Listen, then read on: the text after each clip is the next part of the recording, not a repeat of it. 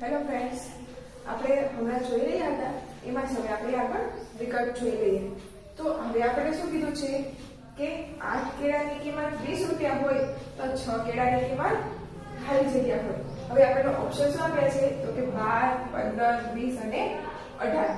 તો ચાલો આપણે આ જોઈ લઈએ. આપણને આ તે વિકલ્પ આવો તે છે જે હમણાં આપણે થોડી વાર પહેલા જોયો ને, તો હવે આપણે આમાં પણ આગળ શું થાય છે તે જોઈ લઈએ. તો આપણને કિંમત આપી છે કે 8 કેળાની કિંમત શું છે તો કે 20 રૂપિયા. તો 6 કેળાની કિંમત કેટલી આમ કરવાનું થશે ને. હવે કે આ ને આ બંને શું થશે અંશમાં જશે, એટલે કે 6 ગુણ્યા 20/8 આવી રીતના થશે. તો હવે શું કરવાનું તો કે હવે છેદ ઉડાડવાના. તો શું કરીશું તો 2 ચોક 8, 2 તરી 6, પછી 4 પંચા 20. આપણી પાસે શું બચ્યું તો કે 3 ગુણ્યા 5, એટલે કે 3 ગુણ્યા 5 એટલે કે 3 પંચા ને 15. આપણને શું મળી તો કે 8 રૂપિયા કેળાના હતા. 8 કેળા હતા ત્યારે આપણે 20 રૂપિયા લીધા. તો 6 કેળા હતા ત્યારે આપણી પાસે કેટલા રૂપિયા લેશે તો કે 15 રૂપિયા. એટલે કે 8 કેળાની કિંમત 20 રૂપિયા હોય તો 6 કેળાની કિંમત કેટલી થાય તો કે 15 રૂપિયા. હવે તેવી જ રીતે જોઈ લઈએ પાંચમું. તો તેમાં શું કીધું છે ફ્રેન્ડ્સ તો કે 5/2 એટલે કે ખાલી જગ્યા ટકા. આ પણ હમણાં આપણે થોડી વાર પહેલા જોઈ ગયા ને, તો તેવી રીતે જોઈએ પાંચમું. શું કીધું છે ફ્રેન્ડ્સ આ તો હવે તમને બધાને આવડશે. તો શું કરવાનું કે 5/2 ગુણ્યા આપણને ટકામાં કીધું છે એટલે ગુણ્યા 100. હવે તો કે 50 ગુણ્યા 2 એટલે કે 100, એટલે કે 50 ગુણ્યા 5. હવે કે 50 ગુણ્યા 5 કરીએ કેટલા થશે તો કે 250. આ શું મળ્યા આપણને ટકા મળ્યા. એટલે કે 2/5 એટલે કે કેટલું તો કે 250%. હવે તેવી રીતના જોઈ લઈએ છઠ્ઠું. તો તેમાં શું કીધું છે ફ્રેન્ડ્સ તો કે 30% એટલે અપૂર્ણાંકમાં ખાલી જગ્યા લખાય. હવે આ 30% છે ને આપણે અપૂર્ણાંકમાં લખાવ હોય તો કેવી રીતે લખી શકાય એ આપણે કહેવાનું છે. તો ઓપ્શન શું છે આપણા તો કે 3/5, 2/2, 3/2, 6/5 અને 3/10. તો ચાલો આપણે આ જોઈ લઈએ. હવે આપણે અપૂર્ણાંકમાં કીધું છે અને આપણને ટકા આપ્યા છે. તો હવે પહેલા શું કરવું પડશે તો કે આપણે ટકા કાઢવાના. ટકા કાઢીએ એટલે આપણને અપૂર્ણાંકમાં મળી જાય. તો હવે ટકા કાઢવા હોય તો શું કરવું પડે તો કે ભાગ્યા 100 કરવા પડે. એટલે કે 0 ઉડી ગયો. આપણી પાસે શું બચ્યું તો કે 3/10 આવી ગયો આપણો જવાબ. જો ફ્રેન્ડ્સ જવાબ આવી ગયો ને એટલે શું થયું આપણું તો કે 30% એટલે તેને અપૂર્ણાંકમાં શું લખાય તો કે 3/10. હવે તેવી જ રીતના જોઈ લઈએ આપણે 7મો વિકલ્પ. તો તેમાં શું કીધું છે કે 0.5 એટલે ખાલી જગ્યા ટકા. આ પણ હમણાં થોડી વાર પહેલા આપણે જોઈ ગયા. તો બધાને આવડશે જ તે. તો ચાલો આપણે જોઈ લઈએ. શું કીધું છે તો કે 0.5. આને શું કરવાનું છે તો કે ટકામાં ફેરવવાનું છે. તો શું કરવું પડે સૌપ્રથમ તો કે આપણે આ પોઈન્ટ છે એને કાઢવો પડે. તો શું કરીશું 5/10. 10 શું કામ કર્યા તો કે પોઈન્ટ પછી એક જ આંકડો છે, એક જ રકમ છે એટલે કે છેદમાં 10. અને શું કરવાનું છે તો કે ટકામાં ફેરવવાનું છે એટલે કે ગુણ્યા 100. આવી રીતે થશે ને ફ્રેન્ડ્સ. તો હવે શું કરીશું છેદ ઉડાડીશું. તો 0 ઉડી ગયા. આપણી પાસે શું બચ્યું તો કે 5 ગુણ્યા 10 એટલે કે 50. આ આપણે આવી ગયા ટકા. એટલે કે 0.5 એટલે શું થાય તો કે 50%. હવે તેવી જ રીતે જોઈ લઈએ આપણે 8મું. તો તેમાં શું કીધું છે તો તેમાં કીધું છે કે ધારાનો માસિક પગાર 500 રૂપિયા છે, તેમાંથી રૂપિયા 1000 ખર્ચ કરે છે તો તેની આવકના ખાલી જગ્યા ટકા ખર્ચ કરે છે. તો આપણને શું કીધું છે તો પગાર આપણને આપી દીધો છે. કેટલો છે એનો તો કે 5000 અને તેમાંથી તે ખર્ચ કેટલો કરે છે તો કે 1000 રૂપિયા ખર્ચ કરે છે. તો તેની આવકના ખાલી જગ્યા ટકા ખર્ચ કરે. તો તે કેટલા ટકા ખર્ચ કરે છે એ આપણે કહેવાનું છે. તો આપણને આપી દીધું છે કે કુલ પગાર તેનો કેટલો છે તો કે 5000 અને તે ખર્ચ કરે છે કેટલા તો કે 1000. અને શું કીધું છે તો તેના ટકામાં શોધવાનું છે. ટકા શોધવાનો હોય તો ગુણ્યા શું કરવું પડે 100. તો હવે છેદ ઉડાડીશું તો આ ગયું આ ગયું આ ગયું આ ગયું આમ થયું. હવે શું કરવાનું તો કે હવે આપણે આને પણ છેદ ઉડાડવા પડશે. છેદ ઉડાડીએ એટલે કે આ 0 જાય આ 0 જાય. પછી શું થાય તો 5 દુ 10 એટલે કે 20 પંચા 100. તો આપણને મળી ગયું 20%. એટલે કે જો ધારાનો માસિક પગાર ₹5000 છે તેમાંથી તે 1000 ખર્ચ કરે તો તેની આવકના તે કેટલા ટકા ખર્ચ કરે છે તો કે 20%. તો આ જવાબ આપણને કેવી રીતે મળ્યો તો શું કર્યું આપણે તો તેનો કુલ પગાર આપણે આપ્યો તો કેટલો તો કે 5000 એ આપણે લખ્યો છેદમાં અને તેને ખર્ચ કરે છે કેટલો તો કે 1000 રૂપિયા. એટલે કે ખર્ચ આપણે લખ્યો અંશમાં. એટલે કે આપણું શું થયું તો કે 1000 ના છેદમાં 5000 અને આપણે ટકામાં શોધવાનો હતો એટલે ગુણ્યા 100. એટલે છેદ ઉડાડી એટલે આપણને શું મળી જાય તો કે 20%. હવે તેવી જ રીતના જોઈ લઈએ આપણે નવમો વિકલ્પ. તો તેમાં શું કીધું છે કે જો પક્કી નાની હોય અને વેચાણ કિંમત મોટી હોય એટલે કે પક્કી નાના છે વેચાણ કિંમત હોય તો ખાલી જગ્યા. હવે આપણને ઓપ્શન શું આપ્યા છે તો કે નફો ખોટ મૂળ કિંમત કે ખરાબ. હવે આપણને એમ કીધું છે કે પડતર કિંમત. પડતર કિંમત એટલે કે આપણે જે કિંમત તે આપણે ખરીદવી હોય વસ્તુ તે. એટલે પડતર કિંમત જાણે કે તમારી પાસે 5 રૂપિયાની ચોકલેટ હોય અને તે તમે 7 રૂપિયામાં વેચી દો એટલે કે આ ખરીદ કિંમત રહી તમારી નાની થઈ અને વેચાણ કિંમત તમારી મોટી થઈ. તો કે આ ચોકલેટ હોય એ 5 રૂપિયાની હતી અને તમે 7 રૂપિયામાં વેચી તો આજે 5 અને 7 બે વચ્ચેનો કેટલો ગાળો રહ્યો તો કે 2 રૂપિયાનો. એ તમારો શું કહેવાય તો કે નફો કહેવાય. 2 રૂપિયા તમને વધારાના મળ્યા ને એટલે કે તમારે શું થયો નફો થયો. એટલે કે જો પડતર કિંમત નાની હોય અને વેચાણ કિંમત મોટી હોય તો શું થાય નફો થાય. તો તેવી જ રીતના જો પડતર કિંમત મોટી હોય જો ફ્રેન્ડ્સ આપણે હવે 10મું તો તેમાં શું કીધું છે તો કે પડતર કિંમત મોટી હોય અને વેચાણ કિંમત નાની હોય. એટલે કે પડતર કિંમત મોટા છે વેચાણ કિંમત હોય તો ખાલી જગ્યા એટલે કે નફો ખોટ મૂળ કિંમત અને ખરાબ.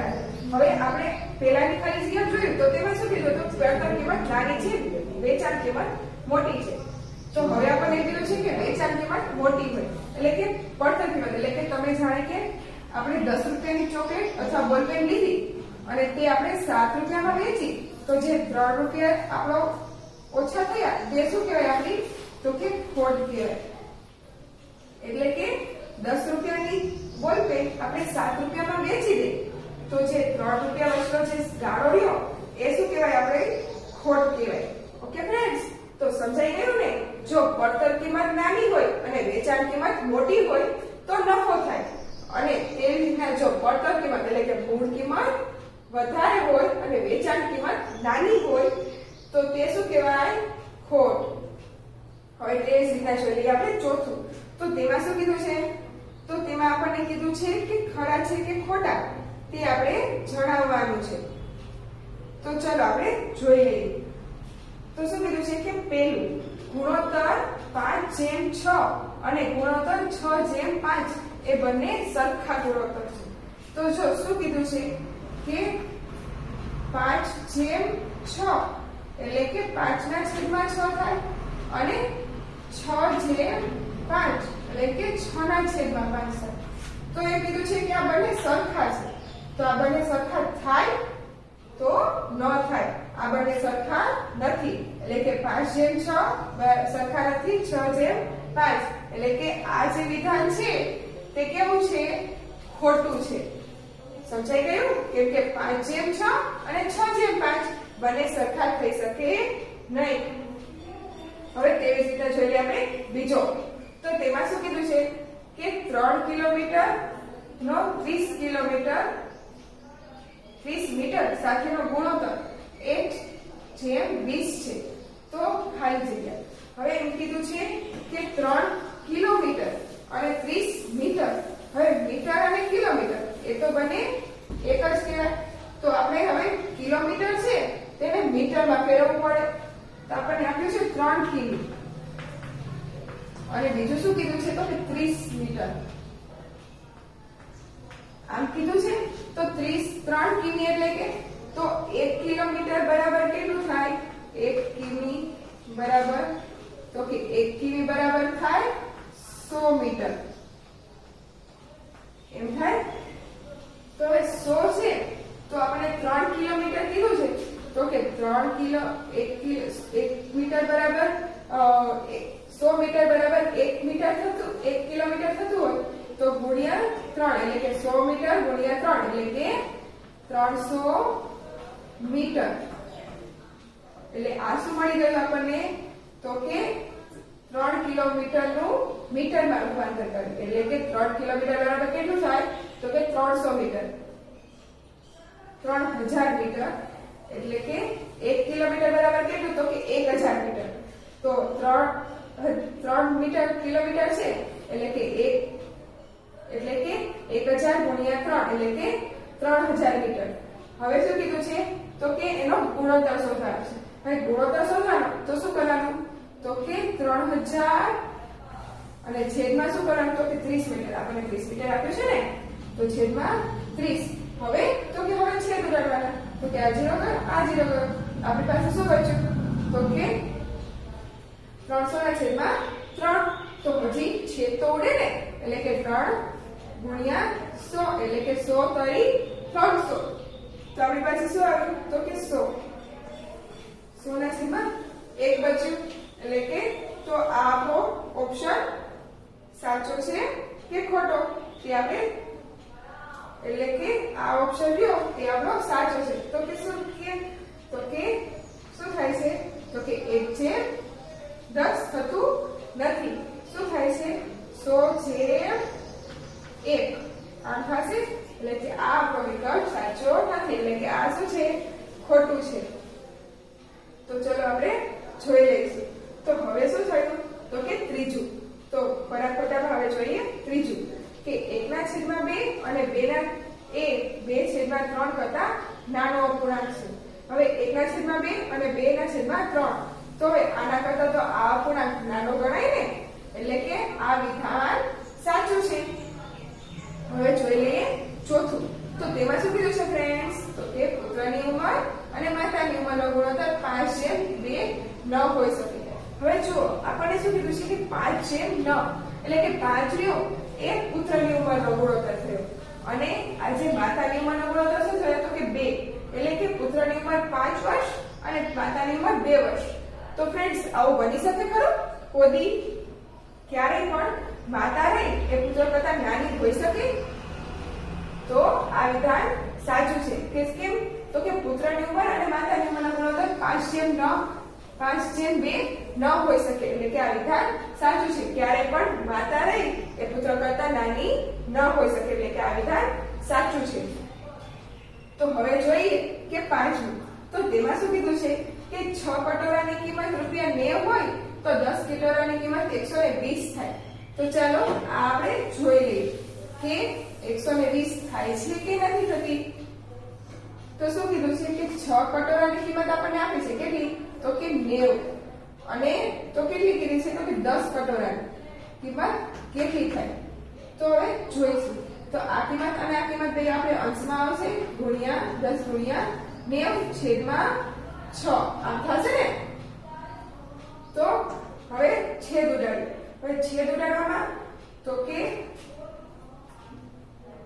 2 તરી 6 અને 2 પંચા 10 હવે 3 તરી 9 અને 0 એટલે કે 30 તરી 90 હવે આપણી પાસે શું બચ્યું તો કે 30 ગુણ્યા 5 એટલે કે 150 તો આ આપણો જવાબ આવે છે તો કે ના શું કીધું છે કે 120 થાય તો કે આ વિધાન શું છે ખોટું શું થવું જોઈએ 150 એટલે કે 6 કટોરાની કિંમત 90 અને તો 10 કટોરાની કિંમત કેટલી થવી જોઈએ તો કે 150 થવી જોઈએ અને આપણે કેટલી આપી છે 120 તો આ વિધાન ખોટું છે હવે જોઈ લઈએ છઠ્ઠું તો તેમાં શું કીધું છે ફ્રેન્ડ્સ તો કે ટકા એ લેટિન શબ્દનો પરસેન્ટ્રો પરથી આવ્યો છે તો આ વિધાન સાચું છે કે લેટિન ટકાનો લેટિન શબ્દ ક્યાંથી આવ્યો તો કે પરસેન્ટ્રો એટલે કે એ શું છે તો કે ટકાનો લેટિન શબ્દ હવે જોઈ લઈએ એ વિધાન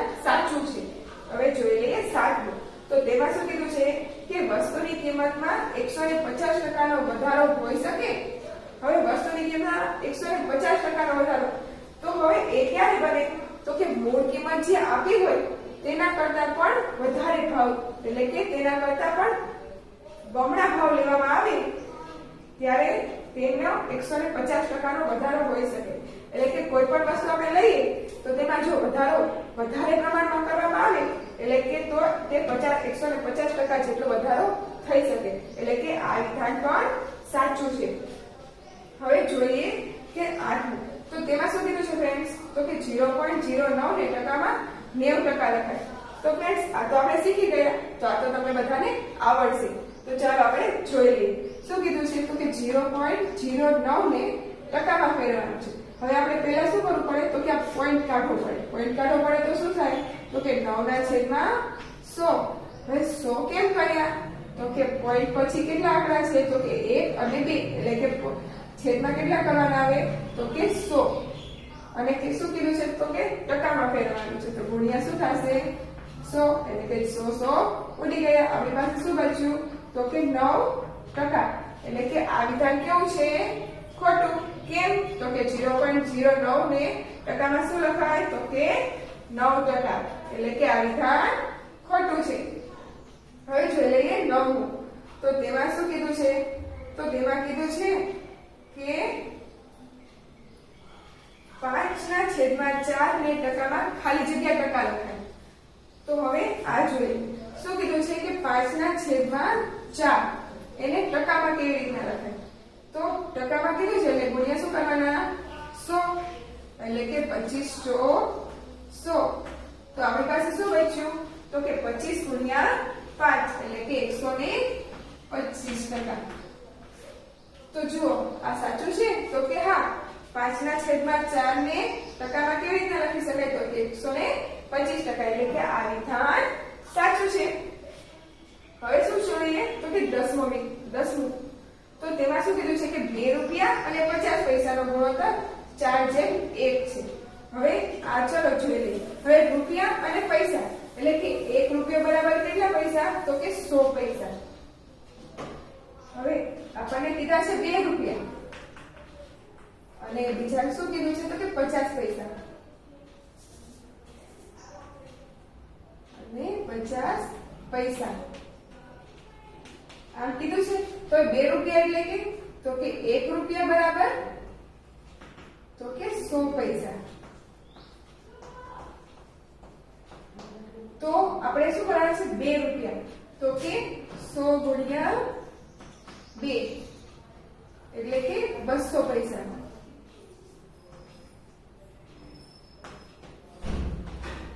આપણને મળી ગયા પૈસામાં, એટલે કે 2 રૂપિયા બરાબર કેટલા થાય? તો કે 200 પૈસા. તો હવે આપણે ગુણોત્તર શોધી લઈએ. તો કે 200 પૈસા અને છેદમાં તો કે 50 પૈસા.